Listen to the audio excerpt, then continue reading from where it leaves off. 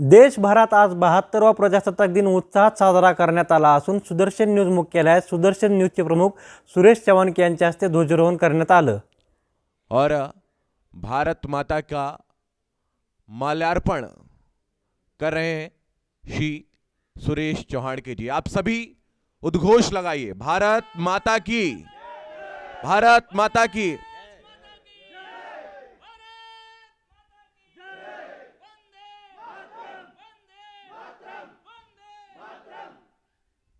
और सुदर्शन न्यूज के प्रधान संपादक श्री सुरेश चौहान के जी ने भारत माता की प्रतिमा पर माल्यार्पण किया, पुष्प अर्पित किए। और इसी क्रम में अब सुदर्शन मीडिया मंदिर के प्रांगण में जितनी भी दिव्य प्रतिमाएं हैं जो हमारे महापुरुष हैं, उनकी प्रतिमाओं पर भी वो माल्यार्पण करेंगे। पश्चात नेताजी सुभाष चंद्र बोस उनके चित्र का माल्यार्पण कर रहे हैं और अब चंद्रशेखर आजाद जी के चित्र पर माल्यार्पण कर रहे हैं, उनकी प्रतिमा पर माल्यार्पण कर रहे हैं। और अब सरदार भगत सिंह के प्रतिमा पर माल्यार्पण कर रहे हैं श्री सुरेश चौहान के जी। और आप सभी उद्घोष लगाते रहिए, भारत माता की, भारत माता की, वंदे वंदे। और अब आदरणीय सुरेश चौहान के जी गौ माता की प्रतिमा के पास पहुंच रहे हैं, माल्यार्पण कर रहे हैं और उसके पश्चात झंडारोहण का कार्यक्रम रहेगा।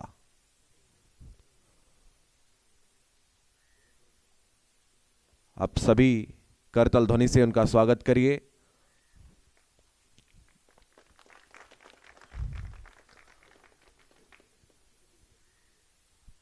तो 72वें गणतंत्र दिवस पर सबसे जिस समय का इंतजार होता है, जिस क्षण का इंतजार होता है, वो क्षण अब करीब आ गया है। देश के सबसे और मात्र एकमात्र राष्ट्रवादी संस्थान के प्रधान संपादक श्री सुरेश चौहान के जी इस वक्त ध्वजारोहण के लिए मौजूद हैं, ध्वजारोहण कर रहे हैं। भारत माता की, भारत माता की, भारत माता की, वंदे वंदे वंदे।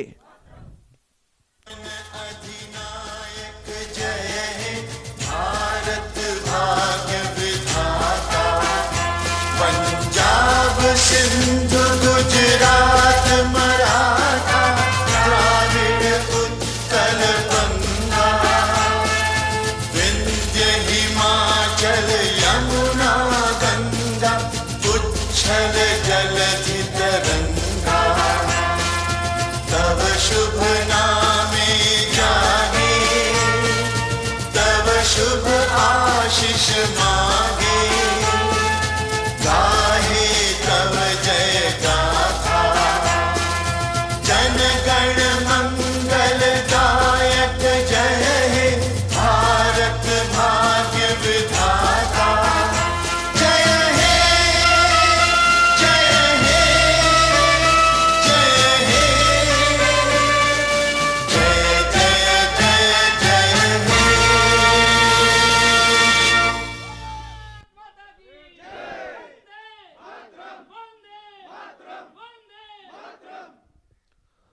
तो ध्वजारोहण का कार्यक्रम पूर्ण हुआ।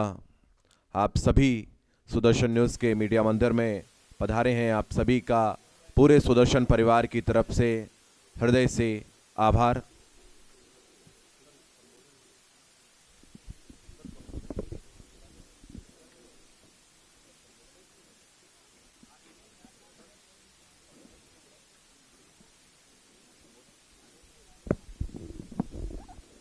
प्रोग्राम रहेगा पूरा।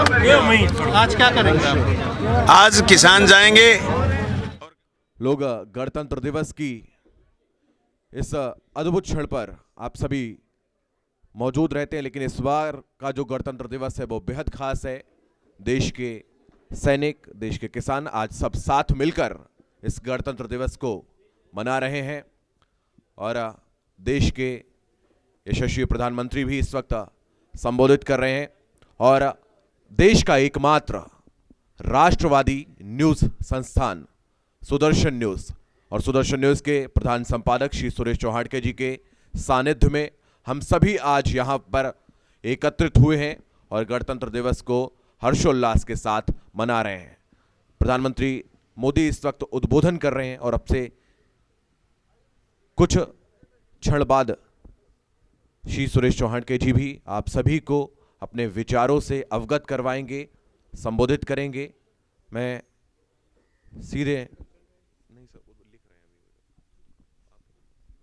सीधे चलता हूं इस वक्त सुदर्शन न्यूज के प्रधान संपादक श्री सुरेश चौहाटके जी के पास। वो आप सभी को अपने आशीर्वचनों से और आज इस पावन अवसर पर संबोधित करेंगे।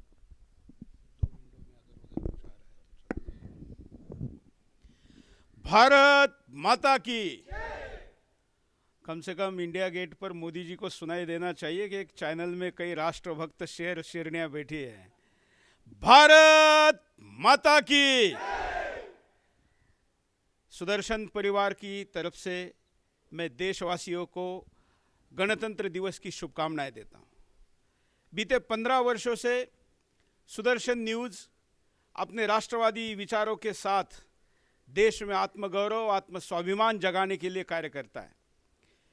हमने प्रतिवर्ष स्वतंत्रता दिवस और गणतंत्र दिवस को एक चैनल के द्वारा भी मनाया जाए, चैनल केवल दूसरों के नहीं दिखाए, खुद भी एक संस्थान के तौर पर मनाए, इसका प्रारंभ किया और प्रतिवर्ष इसको करते आए हैं।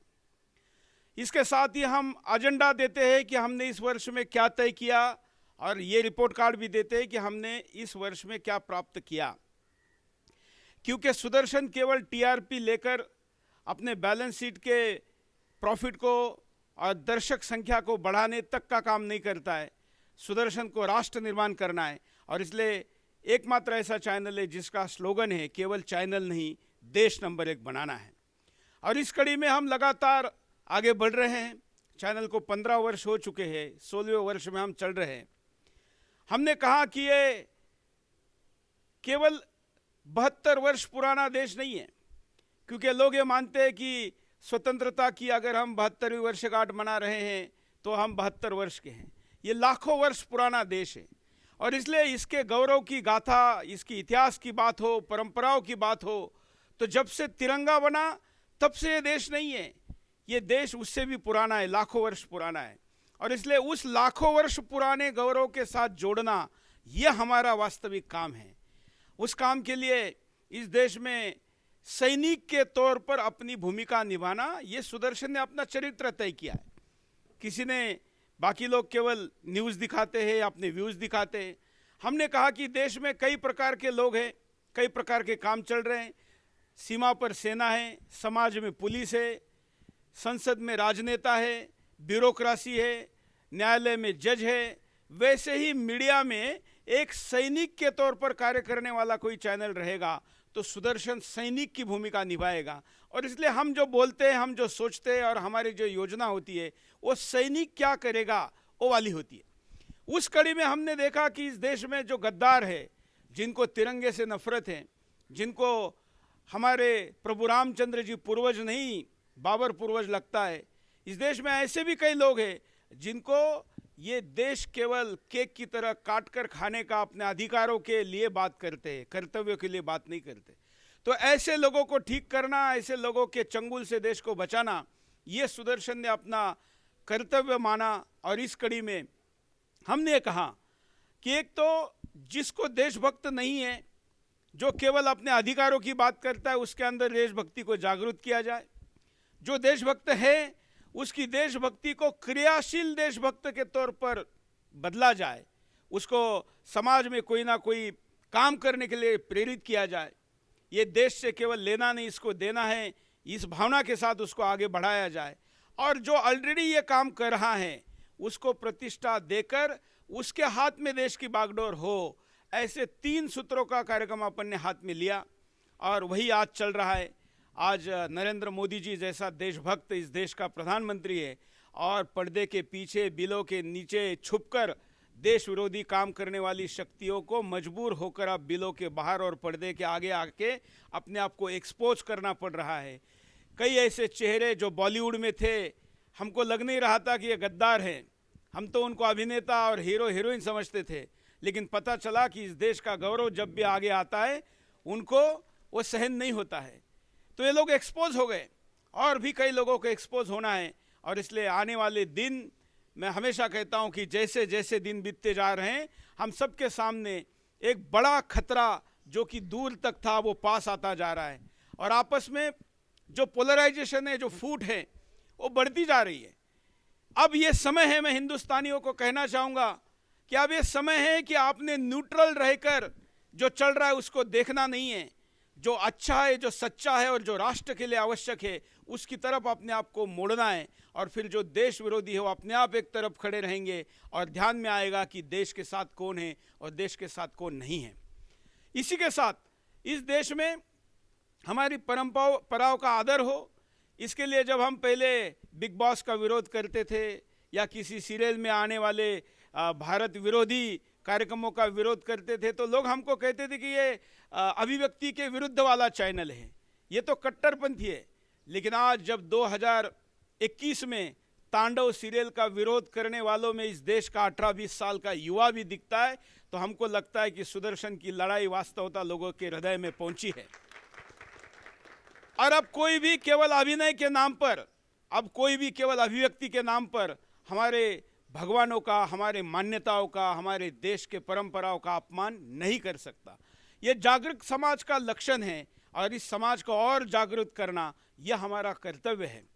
इसी कड़ी में इस देश में, क्योंकि ये देश मैंने जैसे कहा कि लाखों वर्ष पुराना है, लाखों वर्ष पुराना देश हिंदुस्तान है और ये हिंदू राष्ट्र है, यह हमारा संकल्प है। क्योंकि हम डॉक्टर हेडगेवार जी के स्वयंसेवक हैं। हिंदू राष्ट्र का मतलब क्या है यह मैं कई बार बता चुका हूँ, लेकिन जब इस्लाम के नाम पर पाकिस्तान दे दिया, उसके बावजूद अगर आज कोई दोबारा पाकिस्तान मांगे तो हम देंगे क्या?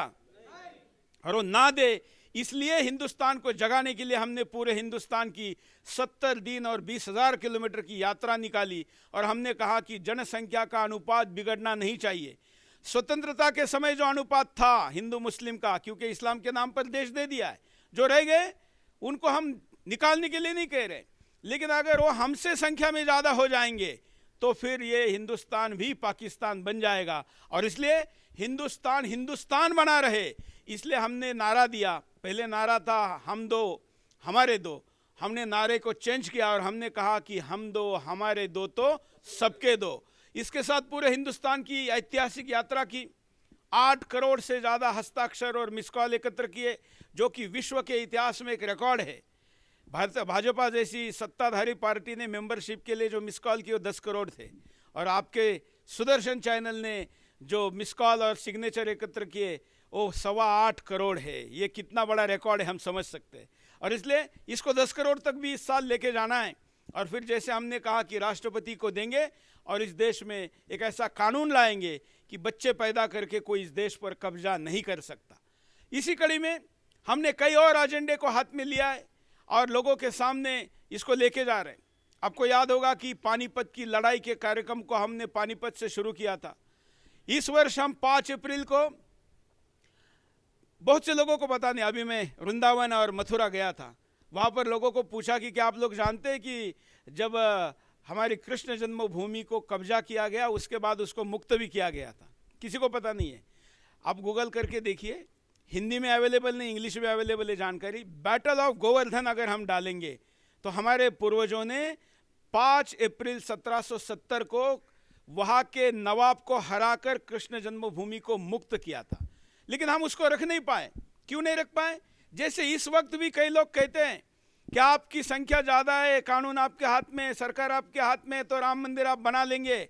हम जब संख्या में बढ़ जाएंगे, जब देश हमारे हाथ में आएगा तो हम मंदिर तोड़ेंगे। सबने सुना होगा, जब मंदिर का भूमि पूजन हो रहा था, प्रधानमंत्री पूजन कर रहे थे, तब ये कहने वाले लोग भी थे। तो क्या ऐसे लोगों ने 1770 में मुक्त हुई कृष्ण जन्मभूमि दोबारा आज क्या स्थिति हम जानते? तो क्यों नहीं उसकी मुक्ति हो सकती? हमने इस वर्ष अभी मथुरा और वृंदावन में जाकर इसका संकल्प लिया है और वहाँ के जो साधु संत है, कथावाचक है, उनको कहा है देश के सबसे ज़्यादा कथावाचक अगर किसी एक शहर से आते हैं तो मथुरा और वृंदावन है। और इस देश के सैकड़ों चैनलों पर हजारों घंटे उनके प्रवचन और कथाएं चलती है, तो हमने उनको संकल्प दिलवाया, शपथ दिलवाई कि आप जहाँ पर भी प्रवचन और कथा करेंगे, कम से कम प्रति कथा प्रतिदिन 1 मिनट आप कृष्ण जन्मभूमि के मुक्ति के लिए बोलेंगे। तो आप सोचिए कि जब प्रति 1 मिनट भी अगर इन्होंने बोलना शुरू किया, जो कि बोलना ही कोई नहीं करता था, तो आज ये देश में माहौल बनेगा। हमारी यात्रा के बाद राष्ट्रीय स्वयंसेवक संघ के पूजनीय सरसंघ चालक मोहन भागवत जी वृंदावन और मथुरा गए थे। उन्होंने भी इस बात का पुनरुच्चार किया कि जल्दी ही कृष्ण जन्मभूमि भी मुक्त होगी। तो हमें अभिमान है कि जिस चैनल ने राम मंदिर की बात की थी, उस चैनल ने अब मथुरा और काशी का मुद्दा भी हाथ में लिया है और जल्दी ही ये दोनों भी मुक्त होंगी। इसका संकल्प आज हम यहाँ तिरंगे के नीचे खड़े होकर कर रहे हैं। इसके साथ ही हमारी शिक्षा के बदलाव के लिए हमने 15 वर्षों से कैंपेन चलाया था। इस वर्ष शिक्षा नीति बदली है और देश के सामने नई शिक्षा नीति आई है। वो 100% वैसी नहीं है जैसा हम चाहते थे, लेकिन एटलीस्ट ऐसी है कि जो बदलाव होना जरूरी था, जिसमें केवल अकबर महान था, महाराणा प्रताप महान नहीं थे, वो स्थिति अब नहीं रहेगी और वो बदलाव हुआ है। इसके साथ ही देश के युवाओं में आत्मगौरव के साथ शौर्य के लिए हम एक नया कार्यक्रम ला रहे हैं और वो राष्ट्रव्यापी कार्यक्रम रहेगा। छत्रपति शिवाजी महाराज के समय में जो युद्ध कौशल था, वो युद्ध कौशल दुनिया के कई देशों में जब लड़ाइयाँ लड़ी जाती है, तो भगवान श्री कृष्ण की गीता और छत्रपति शिवाजी महाराज का युद्ध, ये 2 कौशल को जाना जाता है। कल ही हमने न्यूज़ दिखाई, सब लोगों ने दिखाई कि अफगानिस्तान में वहाँ के गुरिल्ला युद्ध लड़ने वाले लोगों के विरुद्ध कैसे युद्ध लड़ा जाए, ये जानने के लिए अमेरिकन युद्ध व सैनिकों ने छत्रपति शिवाजी महाराज की कला को अपने यहाँ पर पुस्तकें मंगवाई थी। हम सब जानते हैं कि ऐसे कई देश है दुनिया में जिन्होंने इसको जाना। आज भले ये लड़ाई नहीं है, लेकिन हिंदुस्तान में अगर ऐसी लड़ाई कभी लड़ने की नौबत आई, तो क्या हम सब तैयार हैं? हम मन से तैयार हैं, लेकिन शरीर से तैयार नहीं है। कितने लोगों के घर में अगर सांप निकल आए तो एटलीस्ट डंडा भी है क्या? नहीं है, ना काठी है ना लाठी है। तो गद्दार अगर छुरा लेकर घर में घुस के आए तो उससे बचने के लिए क्या है? तो हमने ये तय किया कि अभी पुणे में इसकी एक बड़ी बैठक हुई और हमने कहा कि एक हम बड़ा अभियान लाएंगे और छत्रपति शिवाजी महाराज के युद्ध कौशल को हिंदुस्तान के युवाओं में प्रत्यक्ष प्रशिक्षण के दौरान कैसे किया जाता है, कैसे लड़ा जाता है, आत्मरक्षा के लिए, जो कि भारत का संविधान इसकी छूट देता है, वो कार्य भी इस वर्ष हमने हाथ में लेना है। हम 15 अगस्त को साल भर की बड़ी योजना रखते हैं। इस वर्ष बचे हुए समय में उसको पूरा करेंगे और 15 अगस्त को विस्तार से पुनः सारी योजना को रखेंगे। आज गणतंत्र दिवस पर मैं सिर्फ ये कहना चाहूँगा, मैं इस बात को हर वर्ष दोहराता हूँ कि गणतंत्र का मतलब हमें ऐसा लगने लगा है कि ये हमारे साथ ठगी हो रही है। हम इसको इस शान में इसकी जाने पाए, चाहे जान भले ही जाए, ये हम कहते हैं। तिरंगा हमारा आत्मसम्मान है, भारत का गौरव है, लेकिन इस देश में ये गणतंत्र है या गुंडा तंत्र है, ये प्रश्न भी कई बार मन में आता है। क्योंकि केवल अगर एक समूह को किसी स्वार्थ के साथ एकत्र किया जाए तो देश के तंत्र को अब ब्लैकमेल कर सकते हैं। ऐसी घटनाएं आए दिन घटती रहती है। इस वर्ष दिल्ली के राष्ट्रीय राजधानी के आसपास भी घट रही है। इस पूरी प्रक्रिया में कई राज्यों में हो रही उथल पुथल भी हमें बड़ा इस वक्त मन में व्यथा निर्माण कर रही है कि वो सारी व्यवस्थाएं इस देश के मूल आधार को ही डैमेज करने जा रही है। और इसलिए प्रति व्यक्ति एक वोट, ये सुनने में अच्छा है, लेकिन इस देश के लिए जान देने वाले सैनिक को भी एक वोट, और इस देश के विरुद्ध भाषण देने वाले और भारत तेरे टुकड़े होंगे और हर घर से अफजल निकलेगा कहने वाले को भी एक वोट। क्या इस पर पुनर्विचार करने की आवश्यकता नहीं है? क्या लगता है आप लोगों को? क्या ऐसे लोगों को वोट करने का अधिकार भी हो क्या? और हो तो क्या उनके बराबर हमारा हो क्या? ये कैसा लोकतंत्र है? हमने पश्चिमी मॉडल अपनाया और हमारे यहाँ तो ऐसे ऐसे राजा रजवाड़े हुए कि जो अपना सब कुछ खजाना आवश्यकता पड़ती थी तो अपने जनता के लिए देते थे। हमारे फिल्मकारों ने, हमारे कथाकारों ने जानबूझकर उनको विलन के तौर पर प्रस्तुत किया, लेकिन आज जब हम पीछे जाकर उनका इतिहास देखते तो ध्यान में आता है कि उन्होंने कितना अपना समर्पण दिया था। ये ठीक है कि अभी राज व्यवस्था दोबारा नहीं आ सकती, लेकिन जो व्यवस्था है उसके दोषों को समय अनुसार दुरुस्त करना आवश्यक है। जैसा संविधान में आवश्यक बदलाव की जब भी हम बात करते हैं तो कुछ लोग बाबा साहब अम्बेडकर और दलित समाज को आगे करके कहते हैं कि ये बाबा साहब के संविधान में बदलाव की बात करें। स्वयं बाबा साहब ने ही संविधान सभा की बैठक में कहा था कि अगर ये देश के समय अनुसार बदलाव इसके साथ आने वाले पीढ़ी ने अपने सामर्थ्य और विवेक के आधार पर नहीं किया तो फिर ये देश के लिए लायबिलिटी बन जाएगा। और इसलिए मुझे लगता है कि आज इस गणतंत्र दिवस पर ये गणतंत्र बना रहे, इसलिए इसके बदलाव के दिशा में भी इस वर्ष सोचने की आवश्यकता है। और जो सुदर्शन के प्रांगण में सोचा जाता है और जो सुदर्शन के जनसंसद में होता है वो देश के मुख्य संसद में होता ही है। ये परंपरा है। हम आशा करते हैं कि हमने इस वर्ष नए मुद्दे जो उठाए वो देश की सरकार उस पर गंभीरता के साथ सोचेगी और उस पर बदलाव करने के लिए आगे बढ़ेगी। मैं पुनः सुदर्शन परिवार की तरफ से देशवासियों को, भारत पर प्रेम करने वाले विदेश में रहने वाले लोगों को, सुदर्शन के दर्शकों को इस गणतंत्र दिवस की शुभकामना देता हूं। धन्यवाद। जय हिंद।